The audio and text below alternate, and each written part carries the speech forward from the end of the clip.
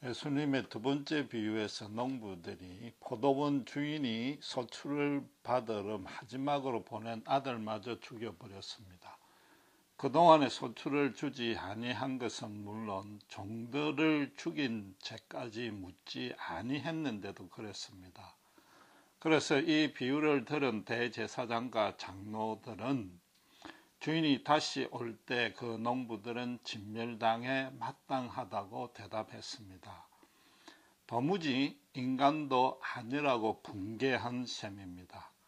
그런데 오늘 본문에 예수님께서 그 비유에 대한 해석을 하자 45절에 자기들이 바로 그 인간도 아닌 사람에 해당되는 것임을 알았습니다. 그래서 예수님을 잡고자, 즉 죽이려 들었습니다.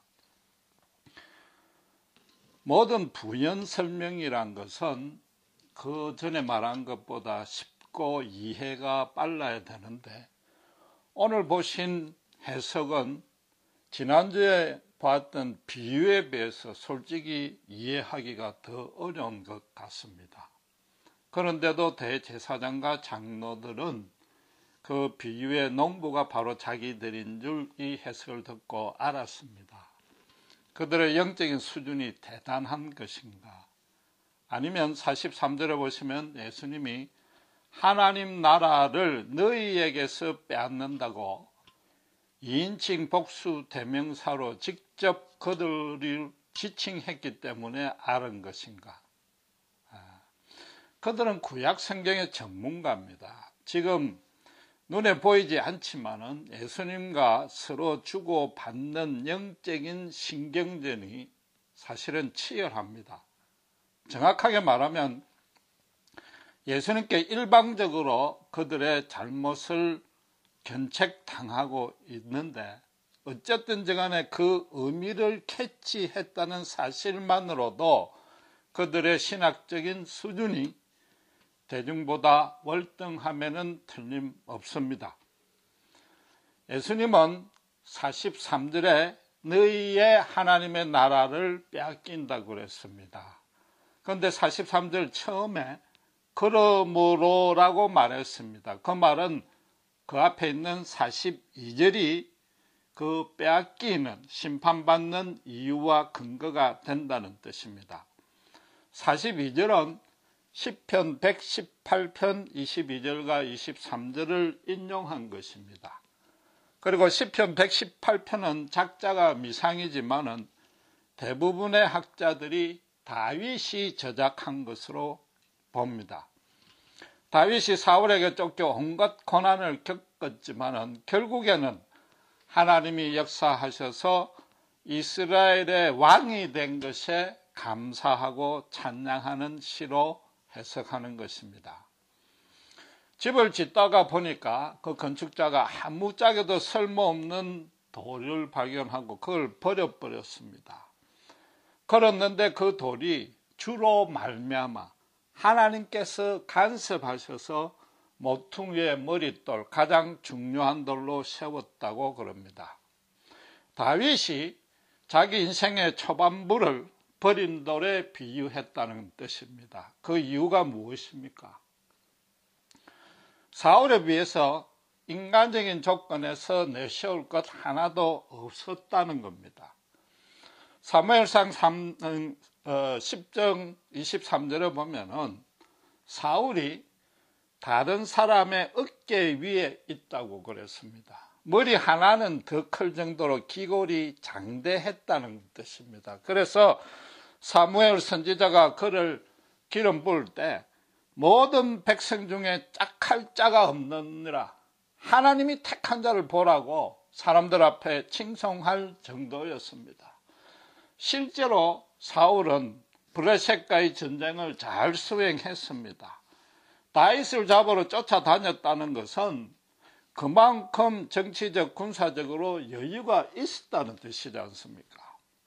그에 반해서 다윗은 전혀 반대였습니다. 하나님이 사울을 버리기로 작정하고 사무엘도 그에게 실망하고 난 이후에 다윗을 기름 부을 때 사무엘이 별로 마음에 흡족해야 하지 아니했습니다. 사무엘상 16장 7절에 보면은 이새의 장남인 엘리압을 보고는 여호와께서 기름 부으실 자가 바로 그분 앞에 있다고 확신했습니다. 그러니까 하나님께서 당신은 사람과 달리 용모와 신장을 보지 아니하고 중심을 본다. 엘리압이 왕이 될 자가 아니니까 사울에게 행했던 잘못 전체를 밟지 말라고 사무엘에게 깨우쳐 줍니다. 결국 말하자면 다윗은 에모나 신장에서 내세울 것이 하나도 없었다는 뜻입니다. 골리앗에게 하나님의 은혜로 승리한 이후로 정말 다윗은 천신만고의 세월만 보냅니다.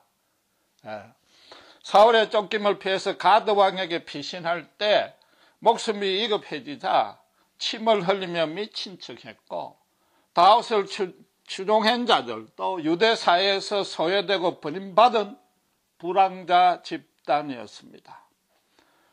바로 이 유대인들 건축자 특별히 그 지도자들은 거기다가 인간 선지자인 사무엘마저도 예모와 신장에서 사울과 엘리압이 월등하다고 여겼고 다윗을 경시했던 것입니다. 그러나 하나님은 소년 다윗을 택하고 준비시키고 훈련시켜서 때가 되니까 이스라엘의 왕으로 세웠습니다. 그때 이스라엘의 왕권을 사울에서 빼앗아서 다윗에게 준다고 말하고 있는 것입니다. 그게 바로 42절이 의미하는 뜻입니다. 그리고 43절에 뭐라고요? 그러므로 하나님 나라는 너희에서 빼앗아서 열매 맺생에게 준다고 그랬단 말이에요. 너희가 바로 사울의 처지가 될 것이다. 그런 뜻인 거죠. 구약 전문가들이 그 뜻을 모를 리가 전혀 없는 것입니다.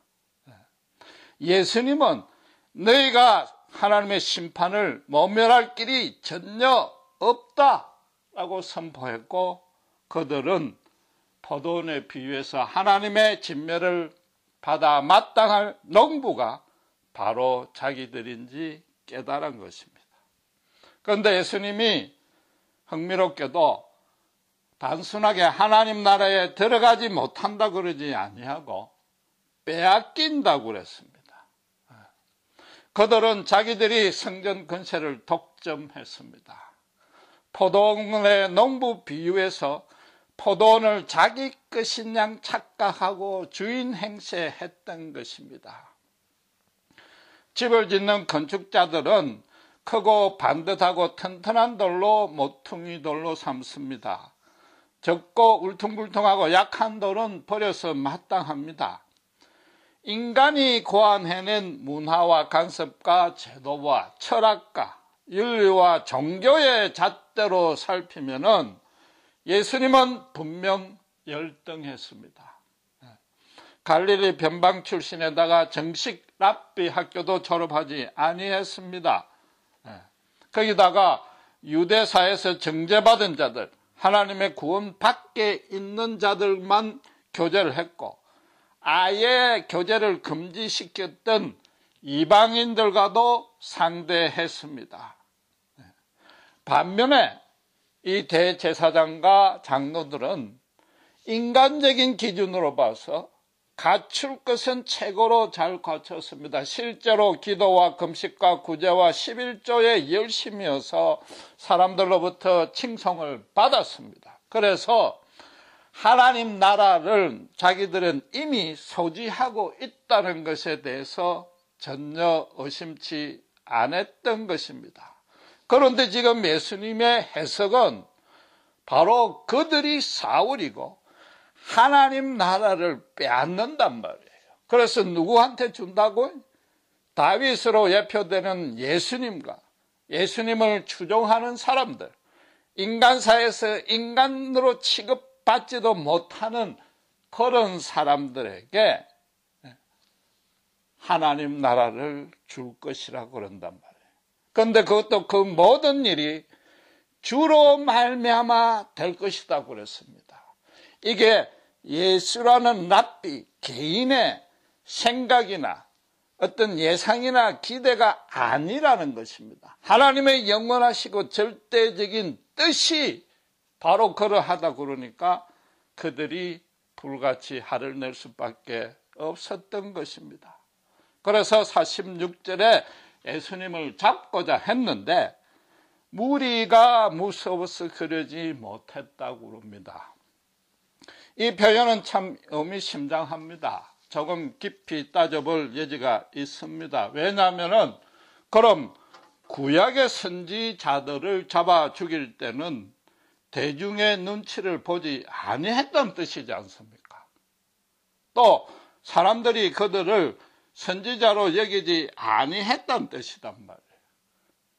아예 무시할 만큼 그 선지자들을 따른 사람이 거의 없었지만은 지금의 예수님의 사정은 그때와 판이하다는 뜻입니다.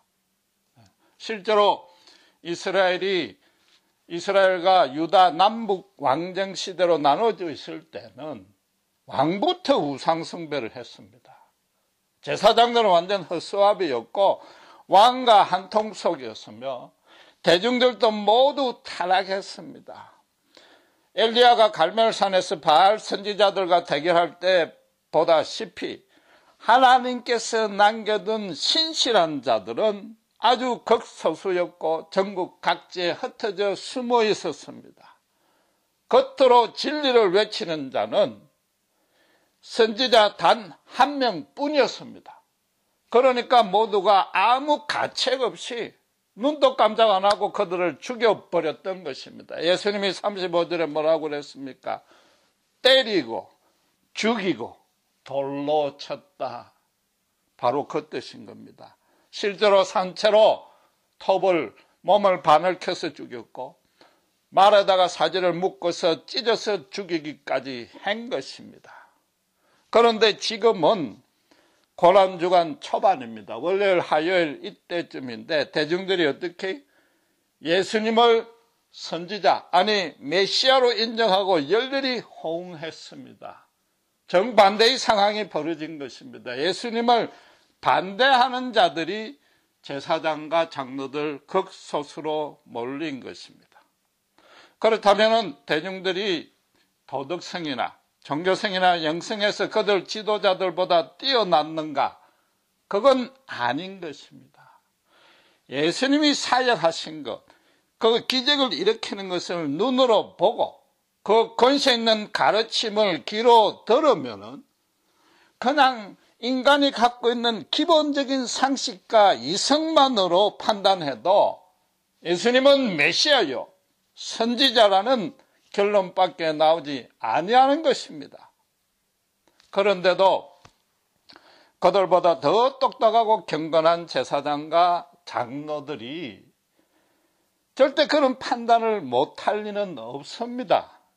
우선에 자기들 중에는 메시아가 나올 수 없음을 자기들만큼 잘 아는 자들도 없었습니다. 왜 그렇습니까? 메시아는 유다 지파요 다윗 가문에서 나온단 말이죠. 그런데 제사장들은 레위 지파입니다. 실제로 동방박사가 별을 보고 헤롯 왕궁에 와서 이스라엘의 왕으로 나신 이가 어디 계시냐고 물었습니다. 마태복음 2장 4절에. 그러니까 헤롯이 대제사장들과 서기관들을 불러 모아서 메시아가 어디서 나느냐 다시 물었단 말이에요. 헤롯은 유대인들이라서 구약을 잘 모릅니다. 그러니까 이들이 이구동성으로 대답하기를 미가서의 예언대로 베들레헴입니다 라고 답했단 말이에요. 이때도 이미 그들은 정답을 맞췄습니다. 그리고 바로 그저께에 예루살렘에 입성할 때에 예수님이 어린 나귀를 탔습니다. 스가랴의 예언대로 행했습니다. 그리고 지금 시편 118편 두 구절을 인용하면서 예수님은 은연중에 다윗의 후손으로 오실리, 다윗과 자신을 비교했단 말이에요. 자신이 메시아라는 힌트를 이미 주었단 말이에요. 그러니까 이 장로들과 대제사장들은 진멸당에 마땅할 자 농부가 자기들이라고 정답도 맞췄단 말이에요. 그럼에도 끝까지 뭐라고요? 예수님에 대해서는 모른 척한 거죠. 완악하게 알고도 거부한 것입니다. 예수님에 대해서 대중들의 호응이 대단하니까 정말로 메시아를 소망한다면은 요즘식으로 잠시 불러다가 인사청문회를 하면, 그래서 그 예수님에 대한 신상 명세만 알아봐도 베들레헴에서 출생했고 유다 지파고 충분히 메시아란 가능성을 추적할 수 있는데도 그러지 아니했단 말이에요. 그 이유는 뭡니까? 그들의 영성이 떨어져서도 아니고 오직 하나, 비유해서 말씀하신 그대로 자기들이 포도원의 주인 행세를 했기 때문인 겁니다. 하나님을 전혀 두려워하지 아니하고 하나님이 없는 양 살고 있었고 앞으로도 실제로 그렇게 살고 싶었기 때문인 것입니다. 하나님을 두려워하지 아니하니까 사람을 무서워하게 되는 거죠. 그렇다고 이 대중들이 지도자들들은 왜 예수를 안 믿느냐 따지고 반란하고 그들을 죽이려는 것, 그런 것이 두려워서 그런 건 아닌 것입니다. 사람들이 예수님 편으로 가고 자기 편이 안 되는 게 두려웠단 말이에요. 자기들의 영향력이 떨어지고 그래서 이 땅에서 얻을 수 있는 재물과 명예와 권세가 감소되는 것이 싫었던 것입니다. 문제는 예수님을 그렇게 열렬히 추종했던 대중들도 2, 3일 사이에 완전히 급변해서는 이 대제사장과 바리새인 쪽에 붙어버렸습니다. 그들의 영성이 갑자기 오염되고 타락한 건 아닌 것입니다. 예수님이 자기들이 기대했던 메시아 역할에 전혀 부합하지 않다고 여겼기 때문인 것입니다. 로마를 물리쳐서 세금을 더블로 이중으로 내는 것을 막아주고 민족적 자긍심을 회복하고 그래서 다윗 왕국의 영광을 재현해서 주변에서 최고 부강하게 만들어주지는 아니하더라는 거죠. 세상을 완전히 뒤엎어줄 개혁할 기미는 전혀 안 보이고 대신에 완전히 도수장에 끌려가는 양처럼 속수무책으로 당하더라는 것입니다. 매를 맞고 멸시를 받는데도 이런 방구 대꾸를 안 하니까 이렇게 줄을 잘못 서다가는 나중에 대제사장과 바리새인들한테 핍박을 받겠구나 눈치를 챈 거죠.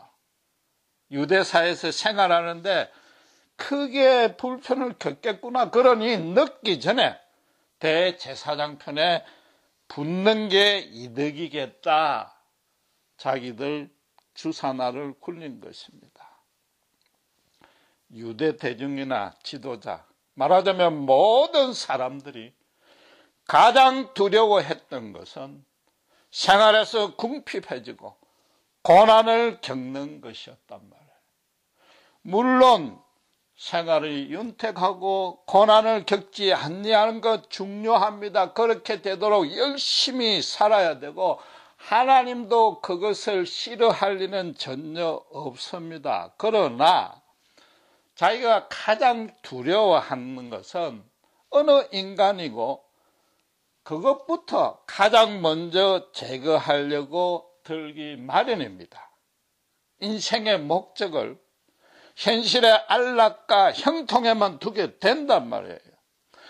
결국 그것만 목표를 하다 보니까 이 땅과 이 땅의 사람이 두려워지는 것이고 결과적으로 어떻게? 하나님에 대한 두려움이 실종되어져 버리는 것이단 말이죠. 유대인들은 구약 성경에 계시된 절대적이고 완전하고 영원한 진리대로 살지 아니했던 것입니다. 대신에 자기들이 고안해낸 종교 체계를 고수하고 겉으로 아무리 경건했을지라도 그것은 하나님과 아무 관계가 없었기 때문에 하나님 나라에 들어갈 수 없었던 것입니다. 자기들은 그렇다고 착각하고 있지만은 순전히 이 가짜 하나님 나라인데 그걸 소유하고 있다고, 그 안에 있다고 착각하다 보니까 그 가짜 나라 안에서마저도 더 형통하고 풍성하려고 그 종교 체계만 더 강화시키고 붙들었던 것입니다.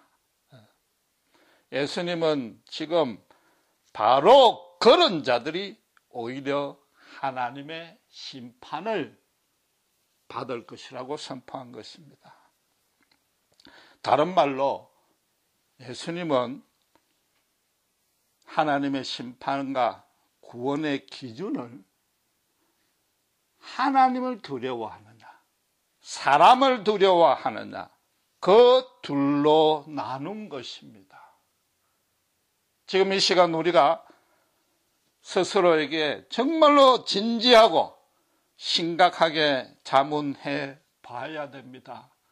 내가 지금 예수를 믿고 있는 믿음이 사람을 두려워하지 아니하는 것과 같은 것인가? 그런 차원에서 내 믿음을 유지하고 있는가 점검해 봐야 된다는 거죠. 하나님을 두려워하지 아니하는 것은, 하나님을 두려워하는 것은 너무나 당연한 겁니다.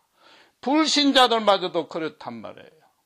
신자가 되었다는 뜻은 사람을 두려워하지 않는 것입니다. 바로 그 믿음 안에서 내 생각과 말과 행동이 전적으로 통제되고 있는가, 그걸 봐야 된단 말이죠.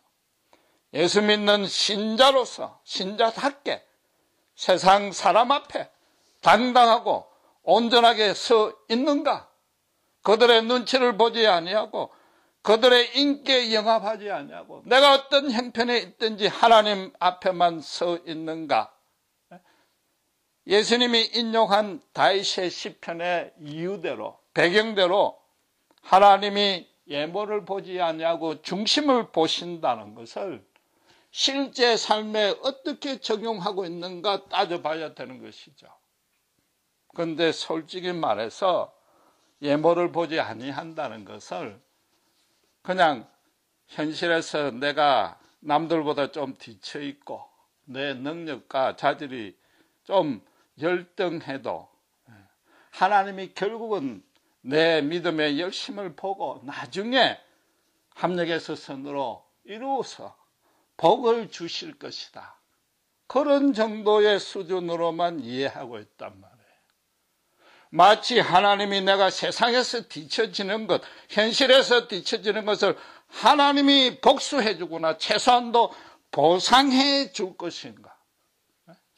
사람들을 향해서 두고 보자. 이런 심보를 가지고 이 말씀을 이해하고 있지 아니한가 봐야 된단 말이죠. 하나님께서 세우신 모퉁이의 머릿돌 다윗은 예수님을 예표합니다. 그래서 44절에 직접 그 돌이 예수님이라고 예수님께서 지칭했습니다. 모퉁이 돌이라는 것은 집을 지을 때 사방으로 줄을 쳐놓고 한쪽 가장자리에 가장 튼튼하고 네모 반듯한 기준이 도는 돌을 놓고 나머지 모든 돌은 거기 돌에 맞춰서 가장 딱딱 들어붙는 돌을 쌓아 나갑니다. 꼭 필요하면 가장 표준이 되고 중심이 되는 돌입니다. 쉽게 말해서 이런 겁니다. 다른 돌 몇 개는 빼내도 집이 절대 무너지지 아니하는 거죠. 약간 흔들릴 수는 있습니다. 그러나 이 모퉁이 돌을 빼내면 집 전체가 폭삭 무너져 내린다는 거죠. 예수 믿는 신자는, 예수를 믿는다는 의미는 인간 세상에서 사람들이 귀중하다고 여기는 부와 권세와 명예와 건강과 심지어 생명마저 잃어도 내 인생이 흔들릴 수는 있어도 절대로 무너지지 않게 붙들어 주시는 예수님 때문에 흔들리지 아니하는 것입니다. 생명이 없어질지라도 하늘에 더 좋고 아름다운 장막이 이미 나를 위해서 예비되어 있음을 아는 것입니다. 그래서 내 인생에 예수가 없어지거나 예수와 멀어지는 것이 오히려 내 인생에, 내 삶에 아무런 의미와 가치가 없으며 심지어 살아갈 목적도 필요도 없는 것이죠. 살아있으나, 육신은 살아있으나 죽은 것과 다름없음을 아는 것입니다. 다윗에게 사울을 죽일 기회가 2번이나 있었습니다. 인간적으로는 너무나 절호의 기회였습니다. 신앙적으로 따져도 언뜻 보면 하나님께서 예비해 주신 그런 기회인 것 같습니다. 그런데도 다윗은 뭐라고 했습니까? 여호와의 기름 부은 종을 인간이 죽일 수는 없다고 2번 다 살려주었습니다.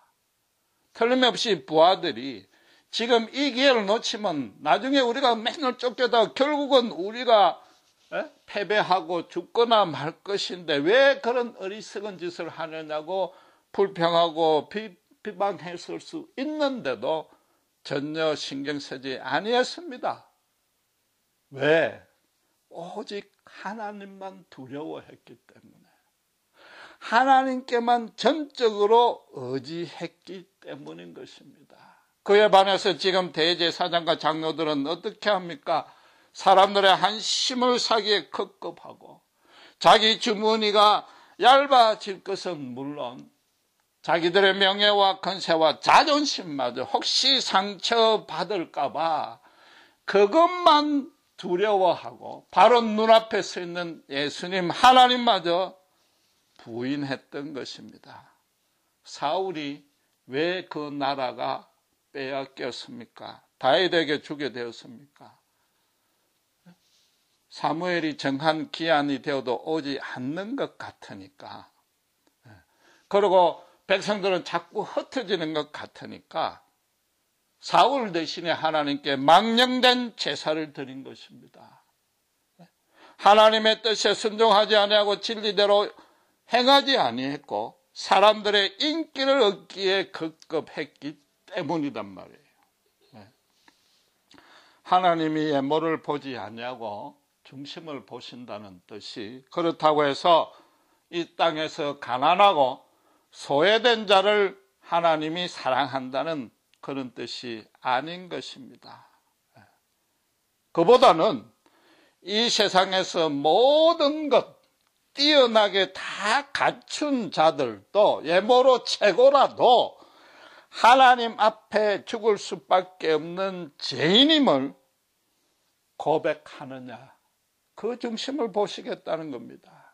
그 죄를 씻을 길은 예수님의 십자가 뿐임을 절감하고 고백할 뿐만 아니라 그 고백하는 대로 살고 있느냐 아니냐를 하나님이 보신다는 것이 우리의 중심을 보신다는 뜻인 겁니다.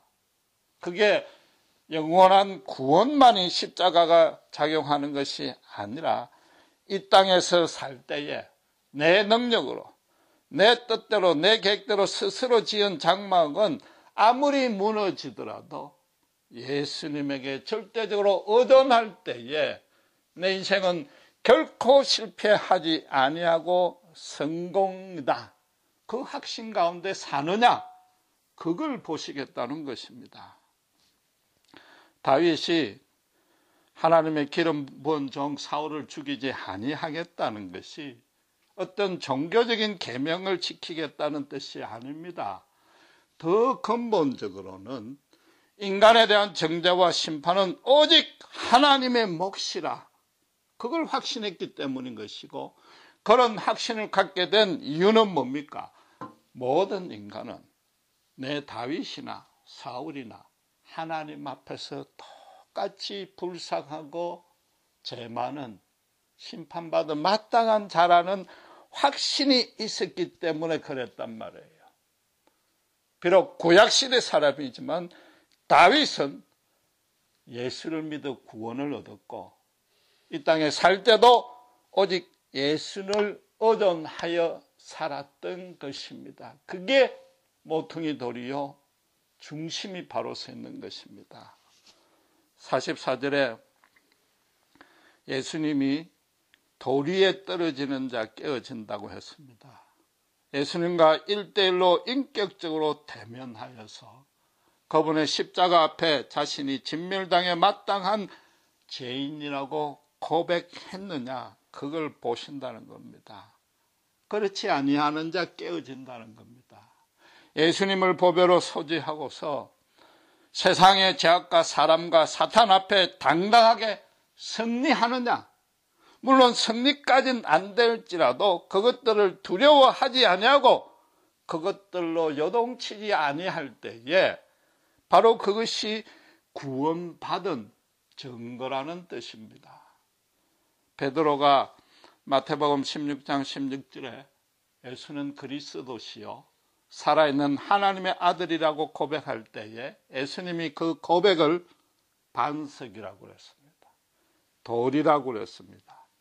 만약에 베드로가 그 말만 하고 다시 갈릴리로 돌아가서 어부로 살면서 예수님의 삶대로 뜻대로 따르지 아니했다면은 자기가 고백한 그 돌 위에 베드로도 깨어진다는 겁니다. 왜냐하면 지금 대제사장과 장로들이 자기들이 진멸당해 마땅하다고 정답을 맞춰놓고도 하나님을 두려워하지 아니하고 사람만 두려워했던 것과 똑같은 결과이기 때문입니다. 44절 후반부에는 돌이 사람 위에 떨어지면 다 부서진다고 그랬습니다. 처음의 말씀과 사실은 같은 맥락이지만은 정확히 말하면 이건 재림입니다. 포도원의 주인이 다시 오실 때에 누구를 심판하느냐, 그걸 말한 것인데 포도원이 자기 것인 양 생각하고 하나님이 없는 양 살고 있는 자를 심판하신다는 겁니다. 이게 도덕주의와 율법주의 구원을 말하는 것이 아니라 모든 것이 자기의 것이요 자기 뜻대로 자기 능력으로 했다고 생각하는 바로 그런 자들을, 하나님을 알고 있으면서도 그랬던 자들이단 말이에요. 그건 사실은 하나님이 중심에 없음을 말하기에 그런 자를 심판한다는 겁니다.